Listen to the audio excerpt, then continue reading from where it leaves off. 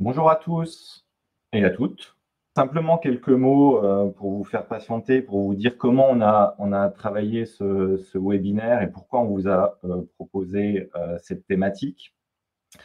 Tout simplement parce qu'il y a une loi santé au travail qui est parue en août dernier. Et on s'est posé cette question assez simple parce qu'on pense qu'elle vous intéresse, c'est est-ce que cette loi santé au travail renforce la prévention des risques professionnels? Oui ou non, et pourquoi? Et est-ce qu'il y a des opportunités que vous, représentants du personnel, vous pouvez saisir à travers cette loi santé au travail? Donc, on va vous présenter ça avec Meriem. Donc, on est deux consultants qui font partie de l'équipe santé au travail de Sextant Expertise. Vous le savez, pour la plupart d'entre vous, Sextant Expertise, c'est un cabinet qui intervient uniquement sur demande des représentants du personnel, qui se compose d'environ 90 salariés et 80 consultants. Tous spécialisés sur des domaines économiques et financiers, sur des domaines sociaux et sur le domaine de la santé au travail. Et on dispose donc d'une habilitation aujourd'hui pour proposer des expertises sur le domaine de la santé au travail. Avant de rentrer dans le vif du sujet, simplement, on peut se poser la question de pourquoi une loi en santé au travail et d'où est-ce qu'elle vient, cette loi. Alors, on ne va pas faire l'exégèse de la loi, mais simplement, on souhaitait vous rappeler que tout part d'un rapport parlementaire qui était paru en août 2018, qui avait un petit peu défrayé la chronique à l'époque, puisqu'il y avait eu des titres dans la presse spécialisée qui évoquaient la suppression du document unique d'évaluation des risques, qui parlait de fusion d'organismes de prévention, de grands chamboulements dans les services de santé au travail, parce que le rapport, il lançait plusieurs pistes pour un petit peu réformer la santé au travail en France. Comme tous les rapports qui arrivent et qui lancent plein de pistes, généralement, que fait le gouvernement il se retourne vers les partenaires sociaux et il leur demande de négocier sur le sujet, de se mettre d'accord sur la manière de réformer la santé au travail en France. Et en découle un accord national interprofessionnel qui est paru en décembre 2020, voilà, qui révolutionne pas non plus la donne, mais qui introduit des nouveautés, qui introduit les risques psychosociaux et leur lien avec l'organisation du travail, ce qui est quand même une nouveauté en termes de dialogue social sur le fait que les employeurs et les syndicats de salariés arrivent à se mettre d'accord sur le lien avec l'organisation du travail. Ça, c'est la première fois qu'on voit ça dans un accord. Et puis, la création d'un passeport de prévention qui est également évoqué au travers de cet accord. Et au-delà de cet accord, on en vient à une proposition de loi. Le gouvernement a légiféré en août dernier avec la plupart des points qui entrent en application au 31 mars 2022, donc à la fin de ce mois. Et c'est pour ça qu'on vous propose ce webinaire à ce moment-là pour essayer de faire le point sur qu'est-ce qui va changer à partir du 1er avril 2022. Alors, qu'est-ce qui change et de quoi on va parler pendant ce webinaire? On va principalement aborder 3 sujets. Un, qu'est-ce qui change en termes de formation des élus en santé sécurité au travail? Qu'est-ce qui change en termes d'obligations de l'employeur, toujours en matière de santé au travail? Quelles sont les nouvelles obligations de l'employeur? Qu'est-ce qu'il doit faire en plus? Qu'est-ce qui doit être complété? Et en partant de ces obligations, du coup, qu'est-ce qu'on peut en tirer en termes de rôle pour vous, élus au CSE, membres de la commission santé et sécurité au travail, négociateurs en entreprise? Comment vous pouvez vous emparer de ces nouveautés pour aller un peu plus loin sur le champ de la santé au travail? Il y a d'autres modifications sur la loi santé qu'on n'aura pas le temps d'aborder dans ce webinaire, qui tiennent notamment aux définitions et aux caractéristiques du harcèlement sexuel. Si on a le temps, on en dira 2 mots à la fin, mais pour aborder ce sujet, ça fait l'objet de formations et d'offres, notamment qu'on développe en interne chez Sextant et qu'on propose. Alors, premier sujet, formation des élus. Que change la loi santé au travail en matière de formation? Déjà, un rappel, la formation santé-sécurité, c'est une formation qui est de droit pour le comité social et économique, pour les élus et pour le référent harcèlement sexuel et agissement sexiste. C'est une formation qui est de droit, qui est donc prise sur le temps de travail, payée comme du temps de travail et financée par l'employeur. Donc, c'est donc vraiment un droit que vous pouvez exiger de votre employeur, que vous devez prendre sur votre temps de travail et qui doit être payé par votre employeur. Donc, ce n'est pas une formation qui doit se prendre sur votre crédit d'heure de délégation. À noter, petite subtilité, pour les entreprises de 11 à 49 salariés, la loi introduit la possibilité d'avoir un financement de cette formation en passant par l'OPCO.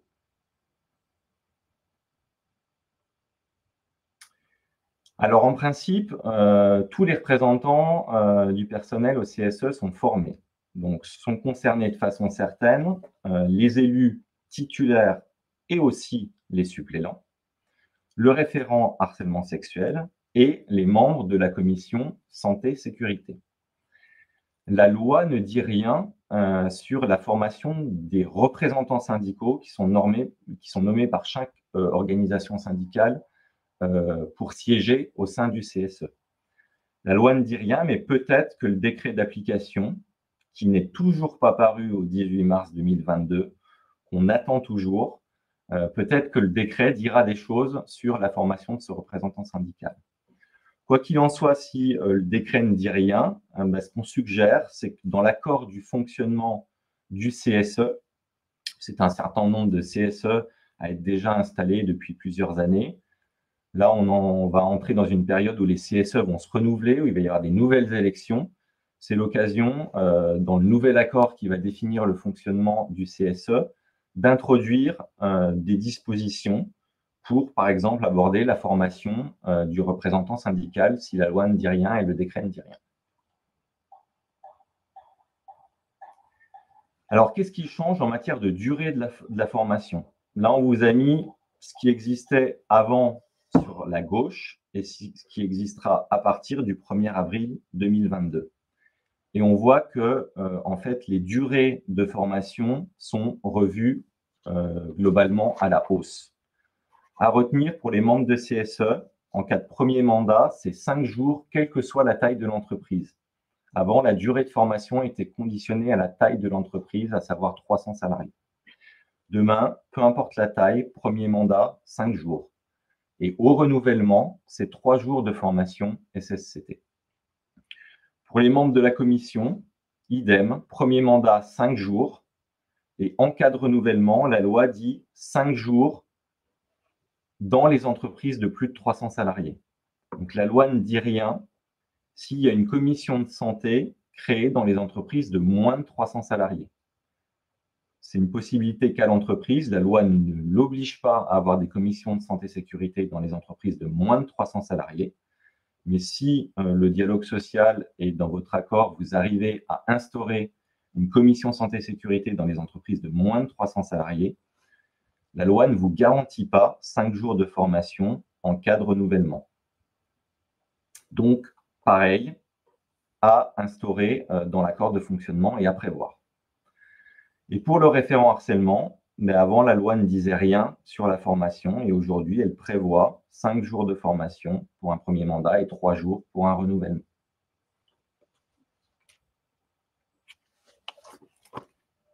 Donc, sur le deuxième point que l'on aborde dans ce webinaire, c'est les transformations des obligations de l'employeur dans le cadre de cette loi santé au travail.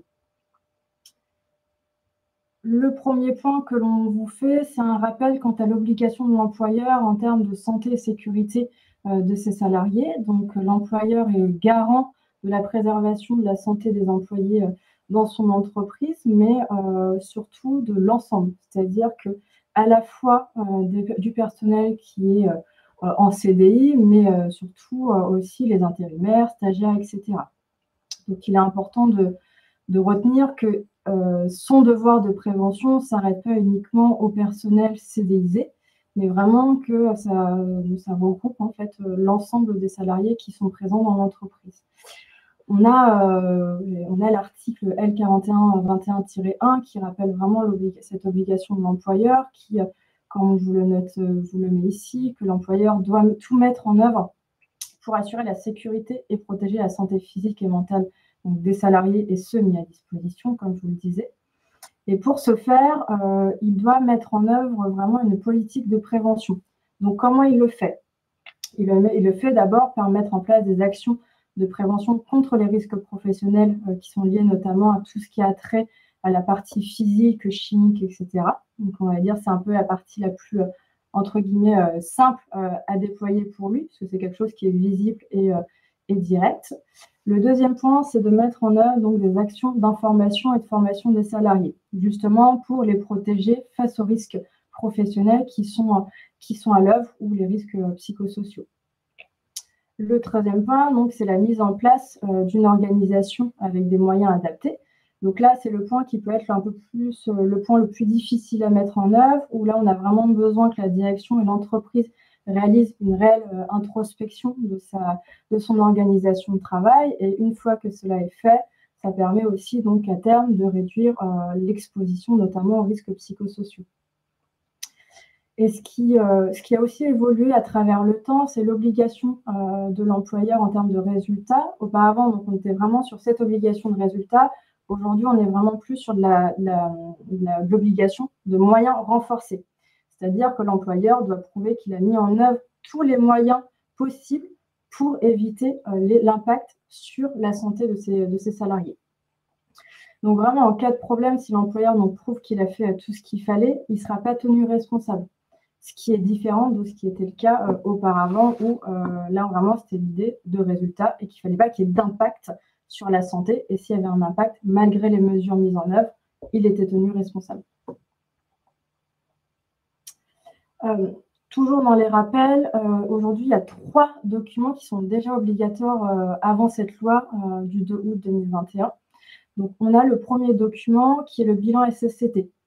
Ce bilan permet de faire un récapitulatif de tous les événements qui ont trait à la santé, la sécurité, les conditions de travail dans l'entreprise, à la fois des indicateurs quantitatifs qui permettent de voir l'évolution des accidents de travail, des maladies professionnelles ou encore de l'absentéisme, mais aussi toutes les actions, notamment des observations faites par la médecine ou encore la CARSAT, ou toutes les expertises qui ont déjà eu lieu et qui ont trait finalement à la santé et la sécurité au travail. Donc ça, c'est déjà un document sur lequel aujourd'hui vous êtes d'ores et déjà consulté, bien avant cette loi. Donc ça se fait de manière globale, surtout dans le cadre de la politique sociale. Le deuxième document, qui est, on va dire, le socle de la prévention des risques, c'est le document en ligne d'évaluation des risques, ou le DUERP. On le nommera plutôt le DUERP tout au long de cette présentation, parce que c'est plus simple et plus rapide à dire, on va dire. Donc, c'est un document officiel qui permet de retracer un peu et de formaliser les risques professionnels qui sont au sein de l'entreprise. Donc, il établit à la fois à l'aide des documents déjà présents, qui sont donc les documents SSCT, donc notamment à travers le bilan SSCT, mais surtout à travers des observations sur site.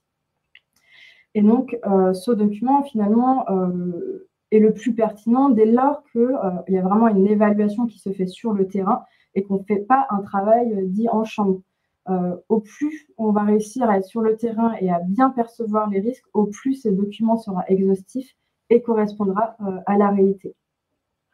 C'est un document qui est aujourd'hui déjà régi par la loi, où on demande aux entreprises de le mettre à jour soit annuellement ou lorsqu'il y a des transformations, des réorganisations qui peuvent impacter les conditions de travail. Aujourd'hui, sur ce point, justement, vous n'êtes pas informé, consulté, mais on y reviendra après, puisque c'est une des évolutions dans le cadre de cette loi du 2 août. Le dernier document, qui est très corrélé avec le document en ligne, c'est le PAPRIPACT, donc le programme annuel de prévention des risques professionnels et d'amélioration des conditions de travail. C'est un document qui, du coup, ressort après l'évaluation des risques, qui permet d'identifier les mesures que l'entreprise a décidé de mettre en œuvre suite à son évaluation des risques. Donc, dans ce document, vous retrouverez donc les mesures à réaliser au cours de l'année à venir, les mesures qui sont rejetées. Là, vous, en tant que représentant du personnel, vous pouvez demander à votre direction de motiver le refus de mettre en œuvre certaines mesures que vous avez identifiées comme pertinentes. Et donc, sur ce document, aujourd'hui, vous êtes donc d'ores et déjà aussi informé, consulté dans le cadre de la politique sociale. Donc, qu'est-ce qui change finalement avec le document unique, puisque c'est une des grandes transformations qu'il y a dans le cadre de cette loi santé au travail. Donc, il y a une évolution, on va évaluer les risques qui sont liés à l'organisation du travail, où aujourd'hui, le thème va être explicitement mentionné dans le cadre du travail. Et pour ce faire, l'employeur va devoir se baser sur plusieurs personnes qui sont présentes à la fois en interne, mais aussi en externe, pour élaborer son document unique. Ça ne se fera pas seul. Il va vraiment falloir qu'elle intègre ces acteurs pour être au plus proche, comme je disais, de la réalité terrain, et qu'on ait un document, un DUERP le plus exhaustif possible. Elle peut se reposer sur les responsables internes des risques et de la protection, le CSE, bien sûr, qui va donc être informé, consulté sur ce document unique. Donc, il va devoir rendre un avis sur le document unique qui va lui être présenté. On peut éventuellement aussi intégrer, si possible, les C2SCT et bien sûr les services de prévention et de santé au travail qui vont devenir aussi un acteur de plus en plus central avec cette loi. Donc, en cas finalement de non-respect de cette règle, l'employeur se retrouve en risque de violation de son obligation de sécurité, comme on le voyait tout à l'heure. Donc, il y a vraiment un besoin et une obligation de l'employeur de vraiment intégrer le document unique comme un document central de sa prévention des risques, sans quoi il ne va pas respecter la loi et donc se mettre en péril et peut-être être dans une faute inexcusable de l'employeur. Pour continuer sur le document unique, qu'est-ce qui change encore? Aujourd'hui, il va falloir donc demain conserver et tracer le document unique, ce qui n'est pas une obligation aujourd'hui. La loi exige de l'employeur qu'il conserve et trace le document unique au moins pendant 40 ans, à la fois le document unique, mais aussi ses mises à jour.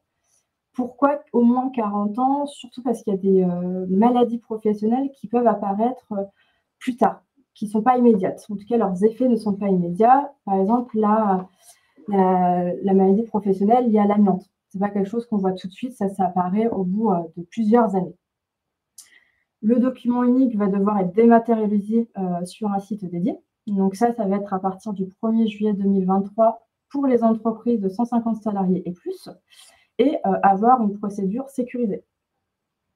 Le deuxième point qui est noté, c'est que le document unique doit être mis à disposition de plusieurs acteurs, notamment les salariés, les anciens salariés, donc ce qui veut dire que même si on a quitté notre boîte, on aura le droit de demander d'avoir accès au document unique, notamment si on doit prouver une maladie professionnelle ou autre. Et toute personne et instance qui justifie d'un intérêt.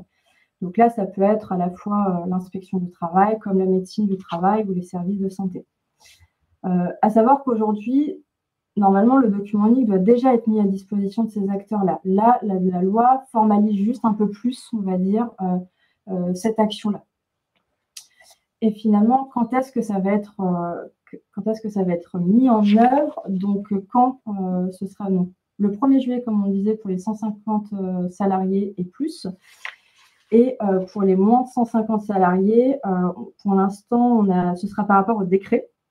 Donc, pour l'instant, on n'a pas la date officielle, donc il faut attendre la sortie de ce décret, mais a priori, ce ne sera pas après le 1er juillet 2024. Donc, ce que l'on rappelle aussi, c'est que, comme je le disais tout à l'heure, il y aura vraiment besoin d'une réelle traçabilité de ce document unique, ce qui n'est pas le cas aujourd'hui. Donc, pour les pathologies professionnelles qui ont un temps de latence assez fort, et donc aussi un besoin d'avoir l'historique d'exposition au risque. Et sur ces points-là, on est encore en attente du décret pour qu'ils puissent spécifier notamment les modalités et les listes des personnes et des instances en question. L'autre document qui va évoluer, c'est le PAPRI Pacte. Donc, comme je disais tout à l'heure, le PAPRI Pacte, aujourd'hui, vous êtes déjà informé, consulté là-dessus. La loi du 2 août va juste préciser quelques éléments supplémentaires. Donc, auparavant, donc sur le PAPRI Pacte, on demandait surtout qu'apparaissent les conditions d'exécution et l'estimation des coûts.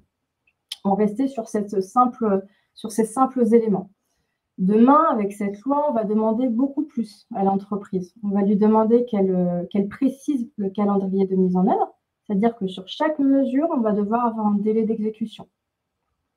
On va devoir aussi avoir les ressources de l'entreprise qui sont mobilisables, c'est-à-dire qui fait quoi, qui sera la personne qui va prendre en charge la mesure et son déploiement et son suivi, et bien sûr des indicateurs de résultats, justement pour voir si on a atteint nos objectifs ou pas. Et comment finalement on peut pallier cela et mettre peut-être d'autres objectifs qui seraient plus facilement atteignables ou qui correspondraient plus à la réalité. Donc vraiment, cette loi sur le PAPRI Pacte, elle va vraiment demander à ce que l'entreprise ait un contenu beaucoup plus riche au niveau de ces mesures, qu'elle soit beaucoup plus détaillée et qu'on ne reste pas finalement sur quelque chose de global. Il faut vraiment qu'on soit vraiment dans la précision pour chaque mesure.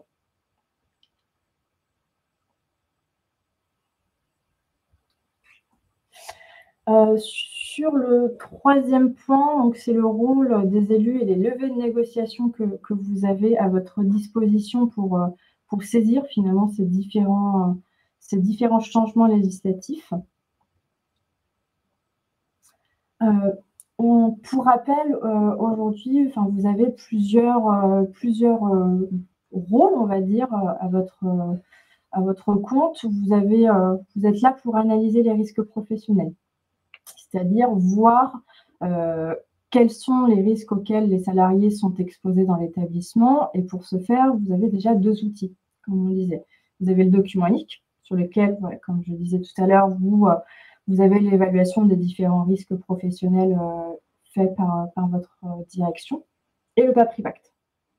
Donc demain, avec la loi, vous allez vraiment avoir un rôle très important de challenger votre direction sur l'analyse des risques professionnels, d'être force de proposition par rapport aux risques qui sont identifiés par votre direction et voir qu'est-ce que vous pouvez, vous, en tant que représentant du personnel, apporter de plus et fournir finalement plus de précision par rapport aux risques qui sont identifiés par votre entreprise. Vous allez vraiment devenir un réel acteur sur ce versant-là. Donc, c'est vraiment nécessaire que vous puissiez être partie prenante finalement de cette politique de prévention à travers ces deux documents et leur analyse. Donc, le deuxième point, c'est proposer, comme je vous le disais. Donc, vous êtes là pour contribuer à promouvoir la santé, la sécurité et l'amélioration des conditions de travail. Donc, vous devez susciter toute initiative que vous estimez utile et donc proposer des actions de prévention. Et comme on le disait, donc si votre employeur refuse une mesure de prévention que vous avez proposée, il va devoir le motiver. Donc, expliquer concrètement pourquoi il refuse de mettre en œuvre cette mesure. Est-ce que c'est parce que c'est un coût trop important? Est-ce que c'est parce que ce n'est pas possible? Voilà. En tout cas, il faut qu'elle l'explique et qu'elle ne vous laisse pas juste avec un refus non motivé. Et enfin, lorsque vous êtes passé par ces deux axes-là et qu'il n'y a pas, on va dire, d'évolution, en tout cas de prise en compte de vos points et des mesures que vous avez proposées par votre direction, là, vous alertez. Et comment on alerte? C'est à travers différents outils qu'on va aussi voir après, et notamment si vous observez qu'il y a un danger grave et imminent. Donc là, c'est quand même une procédure assez spécifique qu'on n'aura pas le temps de développer ici, mais voilà, vous avez cet outil à votre disposition si votre direction ne prend pas en compte les différentes alertes que vous avez pu émettre. Et donc, on lance un danger grave et imminent.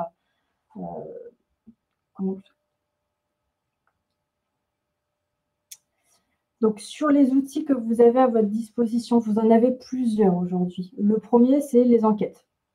Donc ça, vous pouvez les déployer lorsqu'il y a par exemple un accident de travail ou des incidents qui sont répétés et que vous voyez que ça révèle un risque grave, voire une maladie professionnelle. C'est un outil que vous pouvez utiliser au quotidien dès lors que vous voyez ces éléments-là. Ça peut se faire notamment lorsqu'il y a soit une tentative de suicide ou un passage à l'acte, où là, les représentants du personnel peuvent lancer une enquête pour étudier les causes organisationnelles qui ont mené à cet acte-là. Et ensuite pouvoir faire des propositions quant à des mesures supplémentaires pour endiguer ces risques. Le deuxième point, c'est les inspections, où là, vous allez plus être dans du recueil d'informations. Donc, vous allez voir les salariés en travail, finalement, en situation réelle de travail, pour voir dans quelles conditions ils exercent leur activité et si vous observez des situations à risque ou des risques avérés pour leur santé et pour leurs conditions de travail. Le troisième point que vous avez à votre disposition, c'est le droit d'alerte. Donc là, c'est à la fois pour le droit des personnes, mais aussi, comme on le disait, le danger grave et imminent. Vous pouvez aussi le déclencher lorsqu'il y a des situations de harcèlement moral soupçonné. Et enfin, le dernier point, c'est le recours à un expert. Donc là, c'est si vous voyez que voilà, soit parce qu'il y a un projet important qui impacte les conditions de travail des salariés, donc vous sollicitez un expert pour une expertise projet important, ou lorsque vous voyez qu'il y a un risque grave, c'est-à-dire qu'il y a des différents événements qui sont actuels et qui impactent les conditions de travail et votre direction qui ne met pas en œuvre de mesures, en tout cas pour les endiguer et pour réduire l'exposition des salariés à ces risques-là. Et le dernier point, c'est un petit conseil sextant, c'est que certaines de ces missions peuvent être déléguées à votre commission SST. Sauf qu'un point qui est important à retenir, c'est que la commission n'a pas de droit légal, si on peut dire.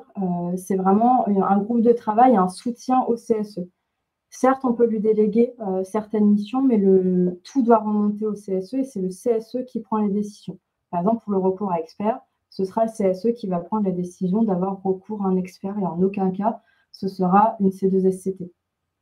Donc la C2SCT, elle peut fournir au CSE certaines synthèses, des suggestions, etc., mais elles n'ont aucun poids légal. Donc vraiment, il faut vraiment le prendre comme un soutien et comme un groupe de travail plutôt qu'une instance réelle comme le CSE. Et enfin, sur le document unique, ici, on vous propose une sorte de méthodologie, si je peux dire, pour voir qu'est-ce qu'il faut demander, quels sont les points à voir et à demander à votre direction lorsque vous êtes informé, consulté sur le document unique, en tout cas, quand on vous présente le document unique. Qu'est-ce qu'il faut regarder ? Il y a différentes aussi questions à se poser. Par exemple, sur le document unique, on va se dire, est-ce qu'il est présent, est-ce qu'il est absent ou est-ce qu'il a complété ? On va checker et puis on va faire une petite croix pour dire il est présent. OK. S'il est présent, est-ce que en tant que représentant du personnel, on a des points de vigilance identifiés? Est-ce qu'on a des questions à la direction? Et sur chaque point, on va avoir la même méthodologie. Sur les mises à jour, est-ce que les mises à jour sont présentes? Est-ce qu'on a la date de mise à jour qui est là ou pas? S'il y a des points de vigilance, ça peut être par exemple, la mise à jour n'a pas été faite suite au PSE qui a eu lieu il y a 6 mois. Et question à la direction, pourquoi il n'a pas été mis à jour et est-ce que vous prévoyez de le mettre à jour?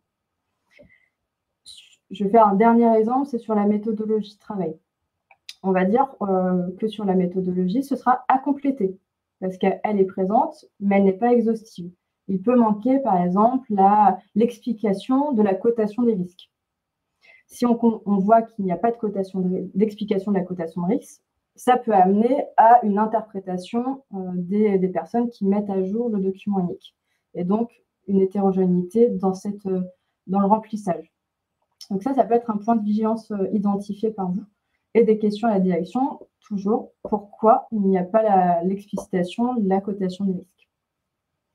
Et puis, vous faites ça sur l'ensemble. Le plus simple, c'est de le présenter plutôt en tableau, ce qui vous permet d'avoir un visuel plus rapide et puis de checker plus rapidement les différents points. C'est vraiment pas exhaustif, hein. Vous pouvez rajouter des points si vous le souhaitez, mais ça vous donne déjà une base sur ce qu'il faut regarder dans un document unique pour challenger votre direction.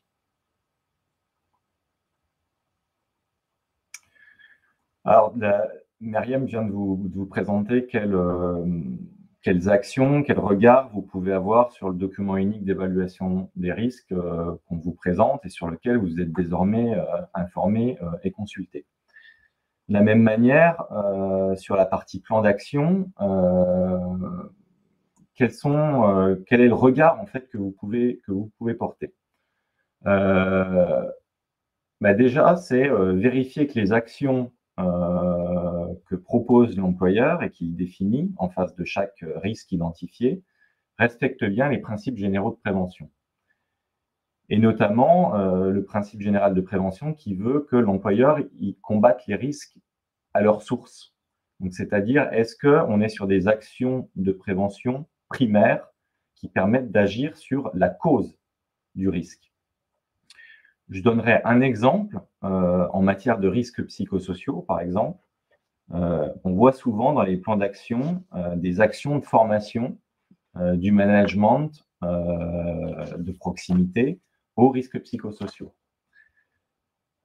Ça, c'est une action de formation plutôt secondaire qui porte sur l'individu, qui porte plutôt sur, on va dire, une dimension corrective, mais qui ne s'attaque pas au problème de base, à savoir, est-ce que le management, aujourd'hui, il a la disponibilité, il a le temps à consacrer à son activité de manager et à l'encadrement des équipes. Et une action de prévention qui serait primaire, ça serait déjà d'étudier un petit peu la charge de travail du management, d'essayer de voir qu'est-ce qui relève du reporting, d'une dimension peut-être business, de ces activités purement managériales et de réduire du coup les injonctions qui l'empêchent de manager. Ça serait une action de prévention primaire. Le deuxième point à regarder, Myriam en a déjà parlé, c'est vérifier en fait qu'il y a une date suffisamment précise de mise en œuvre et un responsable d'action. Je donne un exemple sur des plans d'action. On voit souvent toutes les actions sont prévues en S2. D'accord, mais alors du coup, parmi toutes ces actions prévues en S2, lesquelles sont prioritaires, lesquelles vont être mises en œuvre au début de S2 et lesquelles à la fin de S2, pour essayer d'avoir vraiment un calendrier qui soit le plus précis possible, qui montre que l'employeur il planifie bien ses actions de prévention et qu'il y a bien un ordre de priorité. Et le troisième point, qui est essentiel en fait, et qui est toujours absent de tous les Papri Pacts qu'on peut regarder, quasiment, il y a des exceptions, mais c'est quelque chose qui n'existe pas à l'heure actuelle et qui est nouveau et qui est introduit dans cette loi santé au travail, c'est les indicateurs de résultats. En fait, on met en place une action par rapport à un risque identifié. Et alors, comment on sait que cette action, elle a un effet sur le risque? Elle permet de réduire le risque. Ça nécessite de s'interroger sur comment on évalue l'efficacité de notre action. Et là, il faut arriver à distinguer, je reprends l'exemple de la formation, peut-être des indicateurs de moyens. Par exemple, combien de formations ont été dispensées aux managers, combien de formations ont été suivies. Même si vous l'avez compris, la formation au management, ça a ses limites. Mais je prends ces exemples parce qu'il est parlant. Donc, combien de formations dispensées, ça c'est un indicateur de moyens. Et l'indicateur de résultat, c'est quelle est l'efficacité de cette formation dispensée. Qu'en ont pensé, par exemple, les managers? Est-ce que, du point de vue de l'objectif, ils pensent que cette formation remplit l'objectif? Et donc, ça serait aller sur un dispositif d'évaluation de la formation par les gens qui l'ont suivi. Donc ça veut dire que pour vous, représentants du personnel qui avait à remettre un avis sur ce Papri Pact, ça implique de lire ce plan d'action et d'essayer de décrypter est-ce que les actions relèvent de la prévention primaire, secondaire ou tertiaire. On voit aussi souvent en matière de RPS des actions du type mise en place d'une cellule psychologique, mise en place d'un numéro vert. Ça, typiquement, c'est de la prévention. C'est même pas de la prévention, en fait, c'est du curatif. C'est-à-dire que le mal est là, les gens vont mal et on leur met à disposition un numéro auquel ils peuvent appeler. Donc, on est vraiment sur de la prise en charge. Ça ne veut pas dire qu'il ne faut pas le faire, mais ça veut dire que c'est insuffisant. On ne peut pas se limiter à ça. Et tout l'enjeu, c'est d'arriver à remonter sur la prévention primaire. Dernier point important qu'on souhaitait vous aborder avec vous, c'est que tout ça, ça doit faire l'objet d'un avis qui est généralement rendu dans le cadre de votre politique sociale d'entreprise. Un avis, que ce soit sur la politique sociale, mais on pourrait élargir à l'avis qui porte sur un projet important, par exemple. Ça n'a pas nécessairement à être positif, négatif, favorable, défavorable. Un avis, c'est pas binaire, en fait. Un avis, ça doit avant tout comporter des constats, vos constats en tant que représentant du personnel, sur le document unique, sur le PAPRI Pacte, en l'occurrence. Donc, le but, c'est de montrer que des insuffisances sur les risques psychosociaux. On peut imaginer, par exemple, je prends cet exemple sur le document unique d'évaluation, tous les facteurs de risque psychosociaux ne sont pas évalués. Le document unique n'aborde pas tous les facteurs de risque psychosociaux. Sur le plan d'action, par exemple, des actions dont le pilote, dont le responsable n'est pas identifié. Des actions qui relèvent davantage du tertiaire que de la prévention primaire. Donc ça, c'est un ensemble de constats que vous pouvez faire.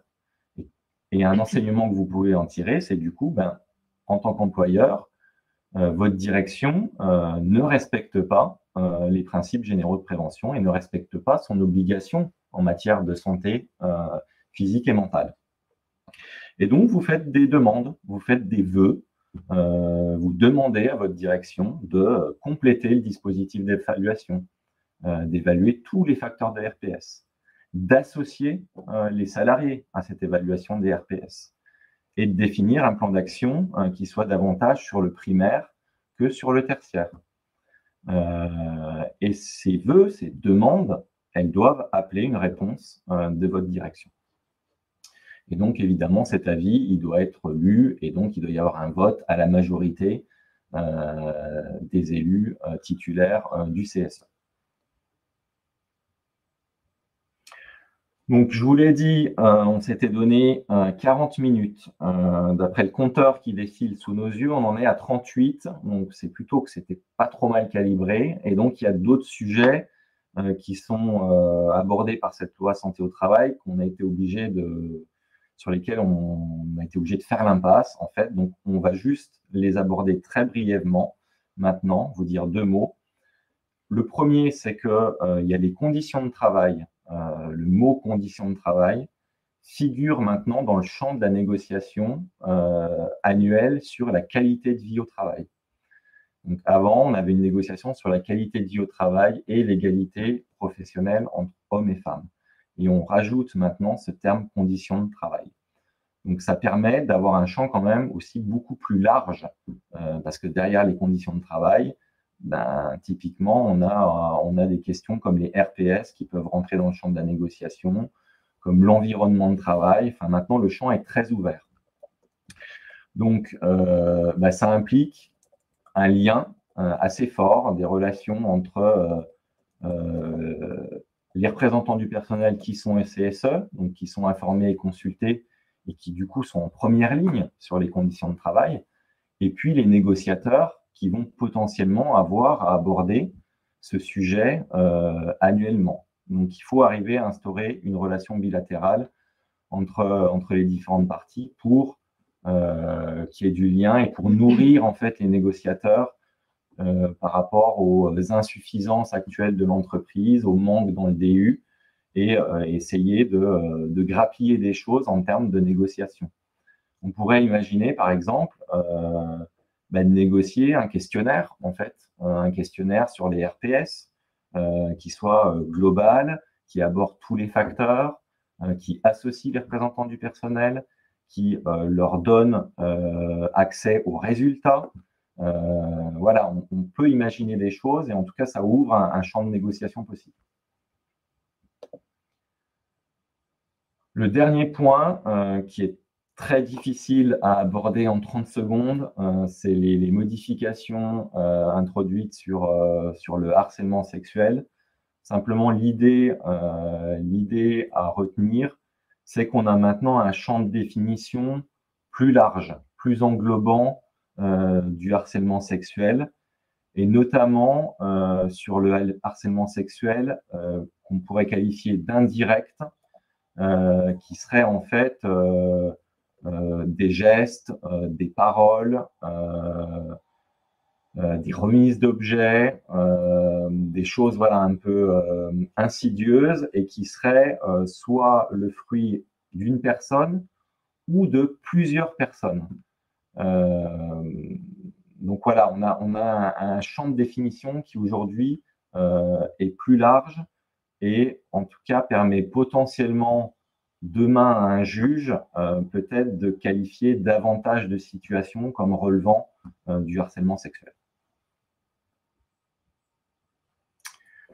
Voilà ce qu'on pouvait vous dire en 40 minutes sur les grands changements de ces lois santé au travail et de la manière dont vous, représentants du personnel, pouvez vous en emparer en entreprise, que vous soyez au CSE, en commission santé ou en position de négociateur.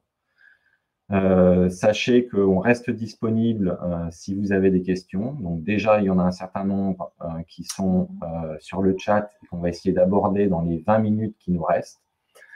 Il faut savoir que voilà, on reste à disposition. On intervient aujourd'hui chez nos clients pour faire des expertises, pour de l'assistance quotidienne, par exemple aux commissions santé, mais aussi aux autres commissions dans l'entreprise. On peut aussi fournir une aide à la négociation. On intègre également dans notre expertise et dans notre activité une analyse sur l'impact environnemental des entreprises, comme c'est maintenant un nouveau champ de responsabilité pour vous aussi, élus du CSE, puisque vous aurez également à vous prononcer sur cette dimension-là. Donc, on intègre ça et on a évidemment une activité de formation qu'on développe sur le sujet de la santé au travail, mais aussi sur les autres sujets. Alors, on va basculer sur les questions que vous nous avez posées. Il y en a un certain nombre. On essaye de les regarder et d'y répondre. Vous posez la question, Xavier, pour le responsable harcèlement et agissement sexiste, puisqu'il est au CSE, vous avez raison, il est élu au CSE. Vous posez cette question, est-ce que c'est 5 jours en tant qu'élu CSE plus 5 jours en tant que responsable harcèlement? Je me suis posé exactement la même question en lisant la loi et en essayant de la décrypter. Et pour moi, ça demande à être précisé dans le décret. Et malheureusement, vu que les décrets ne sont pas sortis, personnellement, j'ai un doute. Moi, je le comprends comme ça. Je le comprends comme étant 5 jours plus 5 jours, mais ça mériterait d'être précisé par le décret. Ensuite, on a une question de Françoise D qui demande si quid du télétravail, faut-il amender le DUERP avec une nouvelle rubrique télétravail spécifique? Donc, la réponse est oui, vu que le télétravail va modifier les conditions de travail des salariés, il faut automatiquement qu'ils fassent partie du document unique. Donc, il faut qu'il y ait un versant sur le télétravail et les risques engendrés par le télétravail dans votre document. Non, c'est exact et le télétravail en soi n'est pas un risque, mais par contre, il va modifier en fait certains risques, l'exposition à certains risques. Prendre 2 exemples. L'environnement matériel de travail. Pour quelqu'un qui est en télétravail de manière importante, un certain nombre de jours par semaine, son environnement de travail principal devient son domicile. Donc, il y a forcément une évaluation à faire de l'environnement de travail au domicile des salariés. Le deuxième exemple, c'est les risques psychosociaux. Être en télétravail, ça bouscule le collectif de travail. On l'a tous vécu pendant le confinement. Il y a des gens qui peuvent le vivre plus ou moins bien. Le télétravail, on peut y trouver un intérêt parce que ça réduit le temps de trajet, parce que ça permet de mieux concilier peut-être vie privée et vie professionnelle. Mais du coup, potentiellement, il peut y avoir aussi un risque de coupure du collectif, d'isolement, et il faut arriver à le prendre en compte en fonction du télétravail et de vos accords télétravail, du nombre de jours qui sont permis. Voilà. Alors, Didier C, question aussi intéressante. Est-ce que c'est une consultation spécifique sur le document unique ou est-ce que ça s'effectue dans le cadre de la politique sociale? Là aussi, peut-être que ça va être précisé par les décrets. On se pose la question. En tout cas, tel que c'est formulé à l'heure actuelle, le document unique ne fait pas explicitement partie de la politique sociale. En tout cas, on ne dit pas que l'avis rendu sur le document unique doit être intégré à la politique sociale. Et pourtant, ça aurait du sens. Ça aurait du sens qu'on ait un avis qui soit prononcé à la fois sur le document unique, sur le PAPRI Pacte, et tout ça s'intègre dans le cadre de la politique sociale. Donc, on a une question de Anne-Laure P qui demande si le plan d'action, donc j'imagine qu'on parle du PAPRI Pacte, est à mettre en œuvre dans toutes les entreprises, quel que soit l'effectif. Donc, légalement, c'est pour les entreprises qui ont plus de 50 salariés, donc où c'est une obligation d'avoir un PAPRI Pacte, mais rien n'empêche que les entreprises de moins de 50 salariés aient une sorte de PAPRI Pacte à leur disposition, parce que ça permet de préciser un peu plus les mesures et donc d'avoir un réel suivi de celles-ci. Donc, la loi impose aux plus de 50, mais rien n'empêche en interne de mettre en œuvre des plans d'action, des PAPRI Pacte, en tout cas sur ce sujet-là.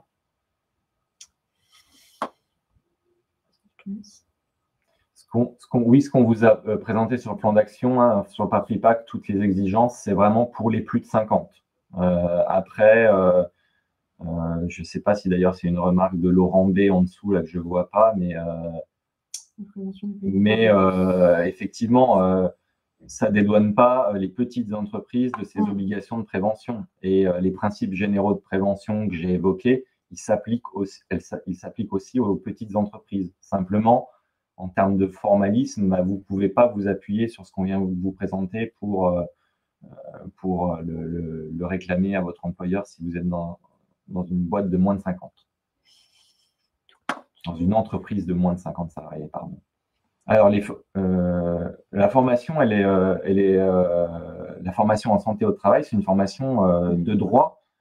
Parfois, c'est l'employeur qui dit à ses élus hey, il faut vous former en santé et sécurité au travail. Bon, enfin, c'est quand même mieux que ça vienne de vous, représentants du personnel, et c'est aussi à vous de les réclamer puisque c'est votre droit. Donc, réclamez-le.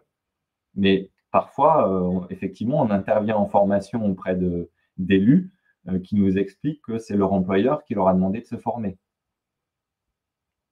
Donc ça arrive, parfois c'est l'employeur. Alors la formation, il y a une question sur la prise en charge de la formation. La formation, on l'a dit au début, la formation, elle est payée par l'employeur.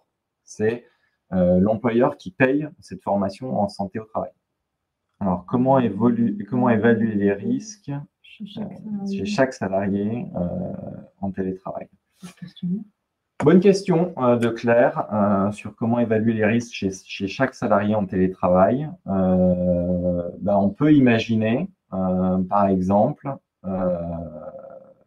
d'interroger tous les salariés qui sont en télétravail par le biais d'un questionnaire qui pourrait aborder, par exemple, l'équipement dont dispose chaque salarié à son domicile, qui pourrait aborder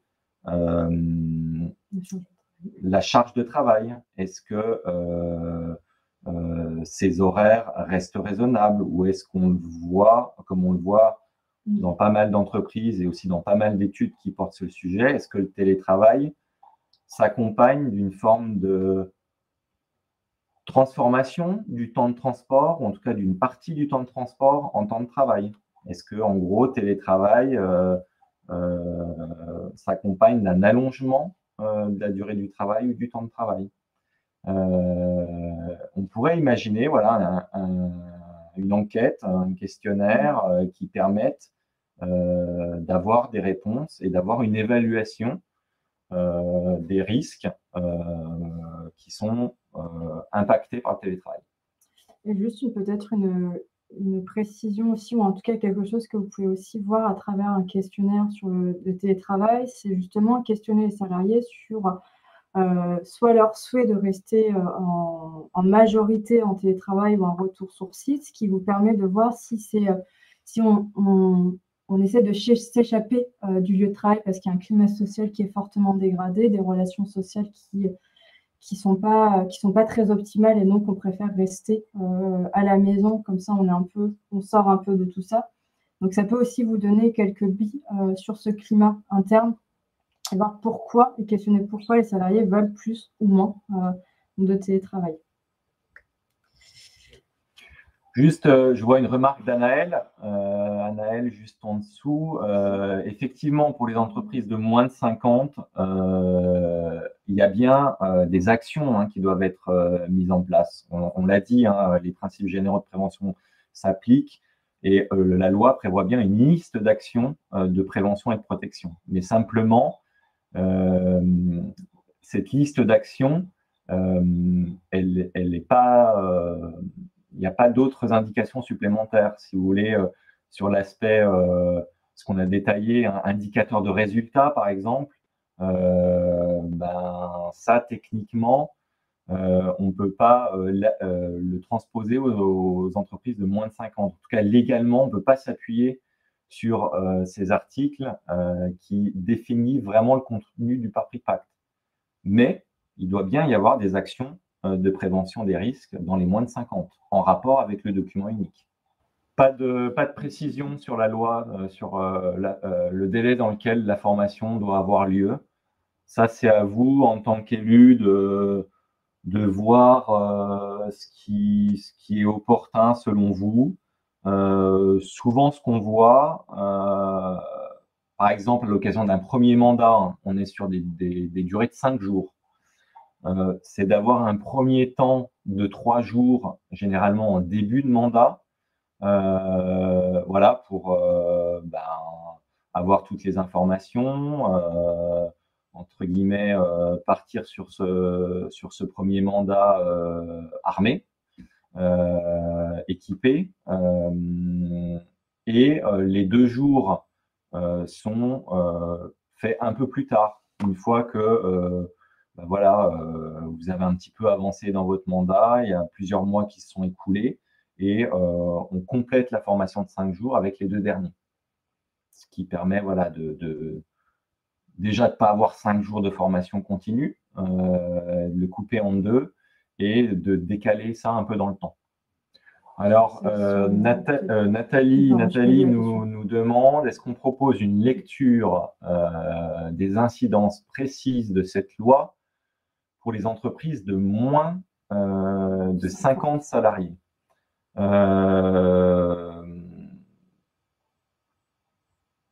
Je dirais qu'il y a enfin, l'incidence, elle est mineure, en fait. Dans les entreprises de moins de 50 salariés, vous allez toujours avoir à remettre un avis sur le document unique d'évaluation des risques. Ça, c'est une nouveauté de la loi santé au travail. Ça concerne aussi les moins de 50. Donc, l'impact, il est plutôt positif. Maintenant, il y a un certain nombre de choses, effectivement, sur lesquelles vous ne pouvez pas vous appuyer, qui ne concernent que les entreprises de plus de 50. Mais la loi, elle vous apporte quand même déjà des opportunités de formation supplémentaires. Et puis, cette obligation de recueillir votre avis sur le document unique. Écoutez, on a tenu le timing. On vous remercie pour votre participation et de nous avoir envoyé toutes ces questions. J'espère qu'on a pu vous apporter des réponses satisfaisantes, même si vous l'avez compris. Nous, on avait programmé ce webinaire le plus tard possible en mars en se disant qu'on allait avoir les décrets, mais on reste encore dans l'attente de décrets, donc il y a des choses qui vont être précisées d'ici la fin du mois de mars, forcément.